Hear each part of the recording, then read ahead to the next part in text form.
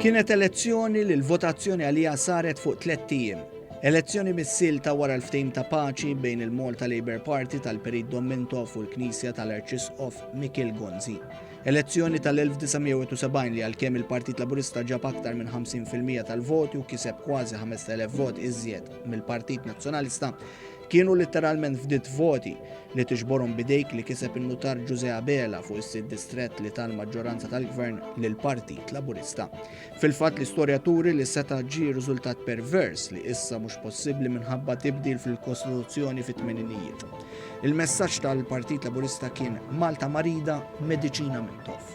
F'nofs Ġunju ta' 50 sena ilu l-poplu kellu deċiżjoni qudiemu li mhux lakemm toħodha kif ġipu laħaq.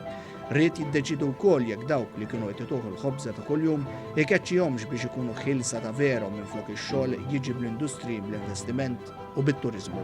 Il-professur tal-liġi Raymond Manjon jgħid kif id-deċiżjoni tal-poplu li tella l-Gvern Laburista waslet għal kisba kostituzzjonali tal-ħelsien tal-1979.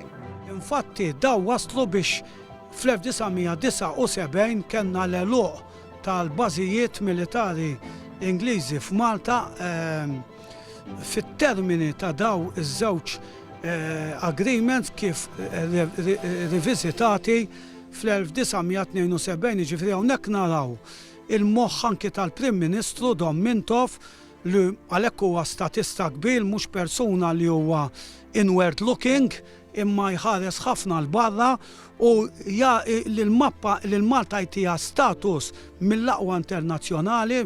Il-professur Manjon jisħaq kif Malta bdiet proċess ta' bidla wara li tela l-Partit Laburista fil-Gvern fis-sebgħinijiet.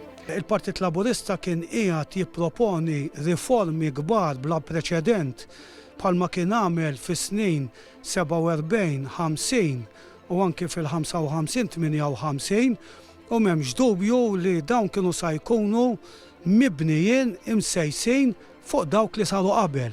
U verament wieħed jara Malta infrastrutturalment ħadd inbidel kompletament, tara l-qafas leġislattiv legali ħajinbidel drastikament. Is-sebgħinijiet kienu żminijiet fejn Gvern Laburista ta' Mintov beda jneħħi l-anqbut. Fil-liġi tal-familja fejn jidħol iż-żwieġ, fejn jitlu ċerti drittijiet tal-mara m'hemmx dubju, fejn il-mara għamlet dik li ngħidula qabża fil-kwalità quantum leap, fejn tieħu anke deċiżjoni għajra f'idea vizavi ir-raġel naraw riformi li mbagħad tawna s-sisin għal riformi oħrajn li seħħew snin wara meta il-Partit Laburista iktar il-qoddim reġa' kiseb il-Gvern ma ninsewx li il-Partit Laburista wara l-1970 għamel 16 sena sħaħ fil-Gvern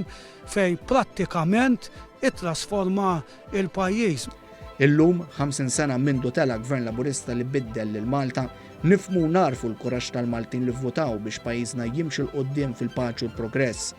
50 sena ilu bdiet tinbena prosperità li għolliet il-klassi tan-nofs u ġġieldet il-faqar.